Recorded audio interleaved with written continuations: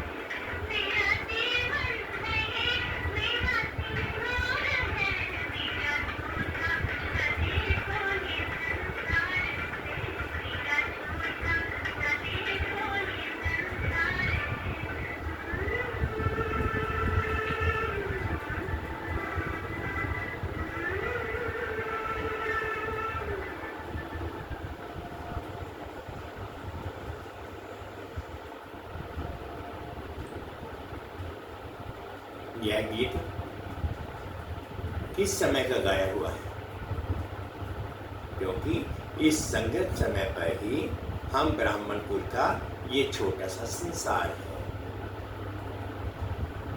ये हमारा कौन सा परिवार है वह नंबरवार बतलाती है। हम परमपिता परमात्मा शिव के पोते हैं। ब्रह्मा सरस्वती की मुख्य संतान है और विष्णु शंकर हमारे ताया जी हैं और हम आपस में सभी भाई भाई ठहरे, भाई बहन ठहरे। ये है अपना छोटा सा संसार, इनके आगे और संबंध रचा ही नहीं है। इसी समय का इतना ही संबंध कहेंगे। देखो हमारा संबंध कितना बड़ी अथॉरिटी में है, हमारा संबंध कितना बड़ा अथॉरिटी से है। हमारा ग्रैंड पापा है शिव, उनका नाम कितना भारी है। वो सारी मनुष्य सृष्टि का बीज रूप है, सर्वात्मा का कल्याणकारी होने के कारण उनको कहा जाता है हर हर भोलानाथ, शिव महादेव। वो सारी सृष्टि का दुख हरता, सुख करता है।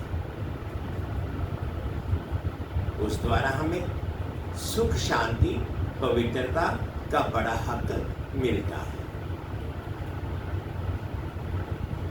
शांति में भी कोई कर्म बंधन का हिसाब किताब नहीं रहता, परंतु ये दोनों वस्तु पवित्रता के आधार पर रखते हैं।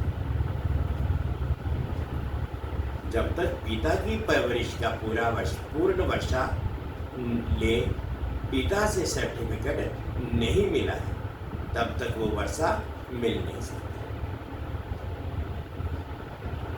देखो ब्रह्मा के ऊपर कितना बड़ा काम है। म्लेच्छ 5 विकारों में मैली अपवित्र आत्माओं को गुलगुल बनाते हैं। जिस अलौकिक कार्य का अधूरा फिर सतयुग का पहला नंबर श्री कृष्ण पद मिलता है। अब देखो उस पिता के साथ तुम्हारा कैसा संबंध है, तो कितना बेफिक्र और खुश होना चाहिए। अब हर एक अपनी दिल से पूछे, हम के उनके पूर्ण रीति हो चुके हैं। सोचना चाहिए कि जब परमात्म बाप आया है तो उनसे हम कंप्लीट वर्षा लेने में, स्टूडेंट का काम है संपूर्ण पुरुषार्थ कर स्कॉलरशिप लेना। तो हम पहला नंबर लॉटरी क्यों ना विन करें। वह है विजय माला में पिरोया जाना। बाकी कोई है जो 2 लड्डू पकड़कर बैठे हैं, यहाँ का भी हद का सुख लो और वहां भी बैकुंठ में कुछ ना कुछ सुख ले लेंगे। ऐसे विचारवान को मध्यम और कनिष्ठ पुरुषार्थी कहेंगे, ना कि सर्वोत्तम पुरुषार्थी। जब बाप देने में आनाकानी नहीं करता तो लेने वाले क्यों करते हैं। तब गुरु नानक ने कहा परमात्मा तो दाता है, समर्थ है, मगर आत्माओं को लेने की भी ताकत नहीं। कहावत है देंदा दे लेंदा थक पावे। कहावत है देंदा दे लेंदा थक पावे। देने वाला देता है लेकिन लेने वाला थक जाता है। आपके दिल में आता होगा कि हम क्यों नहीं चाहेंगे कि हम भी ये पद पाएं, परंतु देखो बाबा कितनी मेहनत करता है, फिर भी माया कितना विघ्न डालती है। क्यों? अब माया का राज्य समाप्त होने वाला है। अब माया ने सारा सार निकाल दिया है, तभी परमात्मा आता है। उसमें सब रस समाया हुआ है, उससे सभी संबंधों की रचना मिलती है। तभी त्वमेव मातस्य पिता तमेव आदि ये महिमा उस परमात्मा की गाई हुई है। तो बलिहारी इस समय की है जो ऐसा संबंध हुआ है। तो परमात्मा के साथ इतना संपूर्ण संबंध जोड़ना है जो 21 जन्मों के लिए सुख प्राप्त हो जाए। ये है पुरुषार्थ की सिद्धि। परंतु 21 जन्म का नाम सुन ठंडे मत पड़ जाना।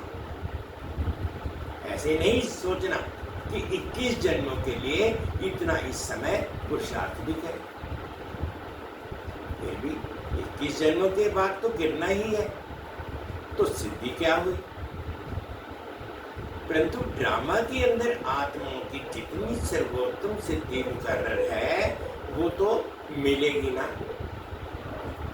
बाप आकर का हमें संपूर्ण स्टेज पर पहुंचा देती है, परंतु हम बच्चे बाबा को भूल जाते हैं तो जरूर गिरेंगे। इसमें बाप का कोई दोष नहीं है। अब कमी हुई तो हम बच्चों की। सतयुग त्रेता का सारा सुख इस जन्म के पुरुषार्थ पर आधार रखता है। तो क्यों ना संपूर्ण पुरुषार्थ कर अपना सर्वोत्तम पाठ बजाए। क्यों ना पुरुषार्थ कर वह वर्षा ले में। पुरुषार्थ मनुष्य सदा सुख के लिए करता है। सुख दुख से न्यारे होने के लिए कोई पुरुषार्थ नहीं करता। वो तो ड्रामा के अंत में परमात्मा आए, सभी आत्माओं को सजा दे, पवित्र बनाए, पाप से मुक्त करेंगे। ये तो परमात्मा का कार्य है। तो अपने मुकर्रर समय पर आपे ही आकर बताता है। अब जब आत्माओं को फिर भी पाठ में आना ही पड़ेगा, तो क्यों ना सर्वोत्तम पाठ बजाए। मनुष्य सृष्टि को सुखदायी बनाने वाला बाप जानता है कि मनुष्य सृष्टि सुखदायी कैसी बनेगी। जब तक आत्माएं स्वच्छ नहीं बनी हैं, तब तक संसार सुखदायी नहीं हो सकता है। इसलिए वो आकर के पहले पहले आत्माओं को ही स्वच्छ बनाते हैं। अभी आत्मा को, इम्प्योरिटी को निकालना है। पहले अभी आत्मा को इम्प्योरिटी, अस्वच्छता लगी है। पहले उस इम्प्योरिटी को निकालना है, फिर आत्मा के बल से हर चीज से उनकी तमो प्रधानता बदल करके सतो प्रधानता होगी, जिसको कहेंगे कि सभी गोल्डन एजेड में आ जाते हैं। तो ये तत्व आदि सब गोल्डन एज स्टेज में आ जाते हैं। परंतु पहले आत्मा की स्टेज बदलती है। तो आत्माओं का आत्माओं को बदलाने वाला अर्थात आत्माओं को प्योरीफाइड बनाने वाला फिर अथॉरिटी वो हो गया। तुम देखते हो ना कि अभी दुनिया बदलती जा रही है। पहले तो अपने को बदलना है। जब हम अपने को बदलेंगे तब उसके आधार से दुनिया बदलेगी। अगर अभी तक हमारे में फर्क नहीं आया है, अपने को ही नहीं बदला है, तो फिर दुनिया कैसे बदलेगी। इसलिए अपनी जांच रोज करें। जैसे पोता मेल रखने वाले रात को अपना खाता देखते हैं ना कि आज क्या जमा हुआ, सब अपना हिसाब रखते हैं। तो ये भी अपना पोता मेल रखना है कि सारे दिन में हमारा कितना फायदा रहा, कितना नुकसान रहा। अगर नुकसान में कुछ ज्यादा गया तो फिर दूसरे दिन के लिए भी खबरदार रहना है। इसी तरह से अपना अटेंशन रखने से फिर हम फायदे में जाते जाते अपनी जो पोजीशन है उसको पकड़ते चलेंगे। तो ऐसी जांच रखते अपने को बदला हुआ महसूस करना चाहिए। ऐसे नहीं कि हम तो देवता बनेंगे, वह तो पीछे बनेंगे। अभी जैसे हैं वैसे ठीक हैं, नहीं, अभी से वह देवताई संस्कार बनाने हैं। अभी तक जो 5 विकारों के वह संस्कार चलते थे, अभी देखना है कि उन विकारों से हम छूटते जा रहे हैं। हमारे में जो क्रोध आदि था वह निकलता जा रहा है। लोभ या मोह आदि जो था वह सब विकारी संस्कार बदलते जा रहे हैं। अगर बदलते जा रहे हैं, छूटते जा रहे हैं, तो मानो हम बदलते जा रहे हैं। अगर नहीं छूटते हैं तो समझो कि हम अभी बदले नहीं, तो बदलने का फर्क महसूस होना चाहिए, अपने में चेंज आनी चाहिए। ऐसे नहीं कि सारा दिन विकारी खाते में ही चलते रहें, बाकी समझें कि हमने अच्छा कोई दान पुण्य किया, बस नहीं, हमारा जो कर्म का खाता चलता है उसी में हमको संभलना है। हम जो कुछ करते हैं उसमें किसी विकार के वश हो अपना विकर्मी खाता तो नहीं बनाते हैं, इसमें अपने आप को संभालना है, ये सारा पोता मेल रखना है। और सोने से पहले 10-15 मिनट अपने को देखना चाहिए कि सारा दिन हमारा कैसा बीता। कई तो नोट भी करते हैं, क्योंकि पिछले पापों का जो सिर पर बोझ है उसे भी मिटाना है। उसके लिए बाप का फरमान है, मुझे याद करो। तो वह भी हमने कितना समय याद में दिया, क्योंकि ये चार्ट रखने से दूसरे दिन के लिए सावधान रहेंगे। ऐसे सावधान रहते रहते फिर सावधान हो जाएंगे, फिर हमारे कर्म अच्छे रहते चलेंगे, और फिर ऐसा कोई पाप नहीं होगा। तो पापों से ही तो बचना है ना। अच्छा, मीठी माँ का मीठे बच्चों प्रति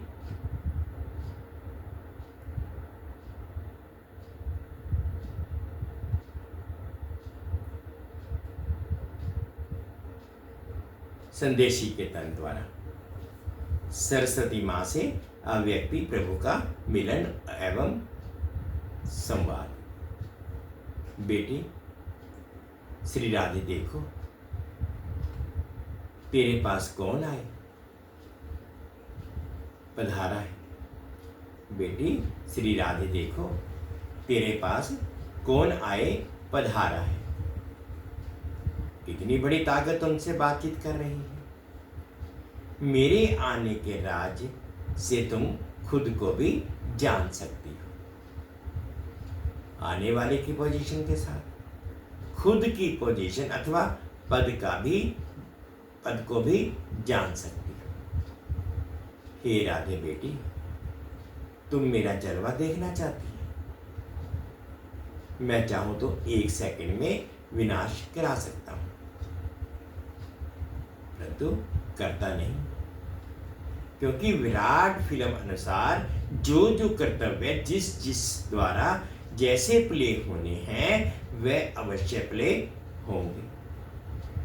अव्यक्त प्रभु अनादि कायदे कानून को जानने वाला ही अनादि कायदों की पहचान आकर देता है। ये सारी सृष्टि का अनादि खेल स्टेज पर प्ले होता है, तो प्रैक्टिकल प्ले होने में समय लेता है।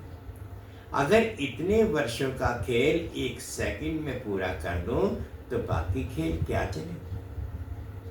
तो जो जो तकलीफ जैसे जैसे देखनी अथवा सहन करनी है वो वैसे ही उसी अटपटे राज से रिपीट होती है।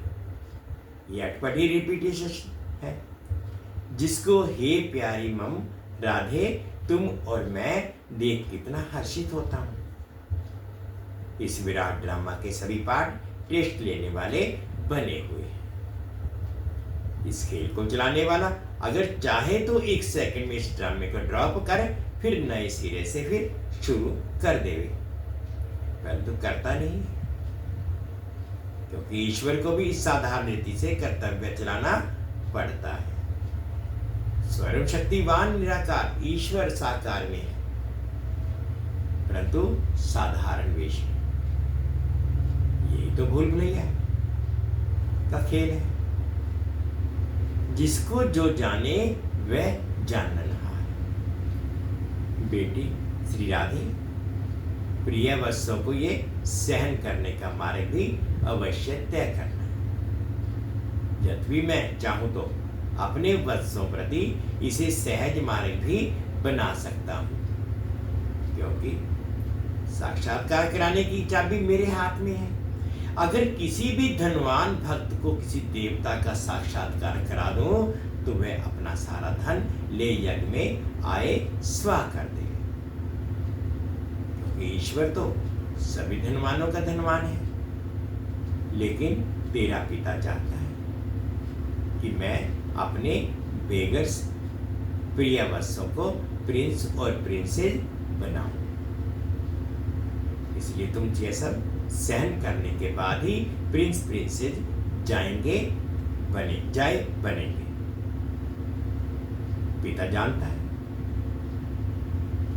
कि वत्सों को ये सहन करने का मार्ग अवश्य तय करना है, क्योंकि सहन करना ये ईश्वरीय व दैवी गुण है जिसमें ही खुशी समाई हुई है। इस गुण से ईश्वरीय सुख महसूस होता है।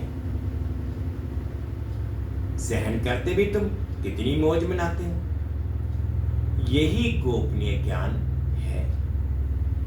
ऐसा अनासक्त योगी ही स्थायी सुख को प्राप्त करता है। अभी तो परीक्षाओं का समय नजदीक आ रहा है, पहुंचा है। हर एक वर्ष आने वाली परीक्षाओं को इन एडवांस सामने रख उस अभ्यास में चलता चले। भले कोई भी वत्स को खान पान इत्यादि ना मिले, परंतु खुद बेपरवाह बादशाह हो उपस्थित रहे। ऐसी अपनी सुंदर अवस्था बहुत समय से लेकर धारण करनी है। अगर कोई समझता है कि उस समय आपे ही चल जाऊंगा, ये समझ बैठना अपने को धोखा देना है। इसलिए पहले से ही सावधान हो रहना है। मेरे अति प्रिय वत्स याद में तो बैठते हैं, परंतु अभी तक उस लाइट का तेज मेरे वतन तक नहीं पहुंचता है। हर एक जब लाइट स्वरूप हो उपस्थित होंगे तो उनके योग का तेज मेरे वतन में आएगा, तभी उन्हें एक की संपूर्ण लाइट उन्हों में प्रवेश होगी। उस समय ही फिर शक्तियों की महिमा निकलेगी। तो हर एक को अपने निश्चय में स्थैर्य में रहना है। जो मैं भी अगर उतारूं तो भी उतर ना सके। हे शिरोमणि शक्ति के राधे, शक्तियों को ज्ञान निष्ठा बल में और मुख से ज्ञान मुरली बजाने में तैयार रहना चाहिए। तुम्हें अपनी एक रस ईश्वरीय दृष्टि से हर एक को निहाल कर अपने मधुर वीणा से पहचान देनी है कि मैं कौन, मेरा पिता कौन है, कैसे ब्रह्मा में भगवान प्रत्यक्ष हुआ है, जो इस अंत के समय डेविड वर्ल्ड को खलास कर अपने निज देश डीडी वर्ल्ड में ले जा रहा है। हे राधे बेटी, जब हर एक की अवस्था दीपक के ललाट सदृश स्थैर्य में रहेगी, तब सूक्ष्म अंत प्रेरणाओं को पकड़कर अपना कार्य संपूर्ण रीति से सिद्ध कर सकेंगे। जितनी ज्ञानानुसार अवस्था होगी उतना ही प्रेरणाओं को पकड़ सकेंगे। जितना उस अवस्था में लगातार रहेंगे उतना संपूर्ण प्रेरणाएं टच हो रह सकेंगी। ओहो बेटी राधे, मेरा स्वरूप तो देखो। क्या वत्स मेरे स्वरूप को नहीं देख सकते कि कैसे अखंड ज्योति तत्व से आकर मैं साक्षात प्रवेश हो जाए बात करता हूं। मेरे द्वारा ही ये सब साक्षात्कार होते हैं, क्योंकि मैं ही सभी का मूल सम हूं। देखो, प्रकृति के बीच में चमकती है ज्ञान लाइट। वत्स सिर्फ यह विचार करें कि आहा, जिसको सारी सृष्टि पुकार रही है वह स्वयं शक्तिवान ईश्वर यज्ञ में हम वत्सों के सम्मुख आए पधारा है। उसकी शीतल गोद में बैठने का हृदय शांत हो जाता है। अगर रचना को रचने वाला मिल गया तो फिर उसको छोड़ उसकी रचना में क्यों जाऊं। हाईएस्ट में हाईएस्ट अथॉरिटी सर्व ताकत का खुद ताकतें प्रकट हुई हैं, उस पहचान में आ गई तो फिर यह गोद छोड़ना असंभव हो जाएगा। जब क्रिएटर की पहचान आ जावे तब तो समझे कि यह कौन है। समझा शिरोमणि राधे? अच्छा,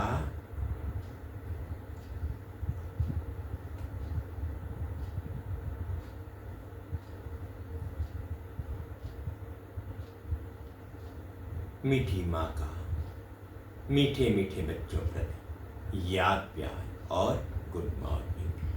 हम रूहानी बच्चों की रूहानी माता पिता बाप दादाजी को याद प्यार, गुड मॉर्निंग और प्यार भरी नमस्ते जी। ओम शांति, ओम शांति। शुक्रिया बाबा, शुक्रिया। आज के लिए मीठा मीठा वरदान अनुभव करेंगे। सदा अतीन्द्रिय सुख के झूले में झूलने वाले संगम युग की सर्व अलौकिक प्राप्तियों में से संपन्न भव। सदा अतीन्द्रिय सुख के झूले में झूलने वाले संगम युग की सर्व अलौकिक प्राप्तियों के संपन्न भव। जो बच्चे अलौकिक प्राप्तियों से सदा संपन्न हैं, वो अतीन्द्रिय सुख के झूले में झूलते रहते हैं। जैसे जो लाडले बच्चे होते हैं उनको झूले में झुलाते हैं, ऐसे सर्व प्राप्ति संपन्न ब्राह्मणों का झूला अतीन्द्रिय सुख का झूला है। इसी झूले में सदा झूलते रहो, कभी भी देह अभिमान में नहीं आना। जो झूले से उतरकर धरती पर पांव रखते हैं वो मैले हो जाते हैं। ऊंचे से ऊंचे बाप के स्वच्छ बच्चे सदा अतीन्द्रिय सुख के झूले से झूलते मिट्टी में पांव नहीं रख सकते। स्लोगन है, मैं त्यागी हूं।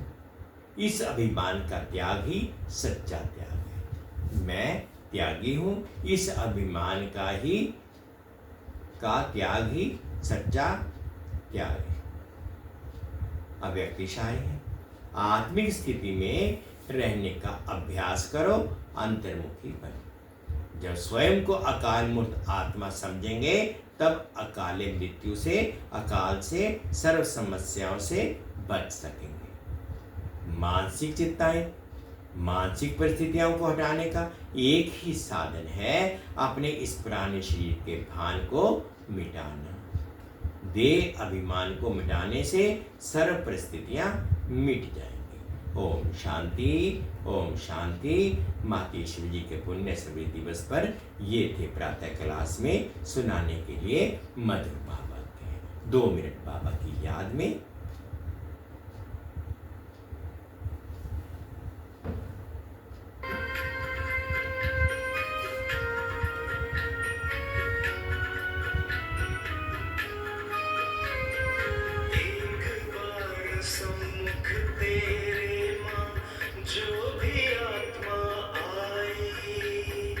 हो गई माला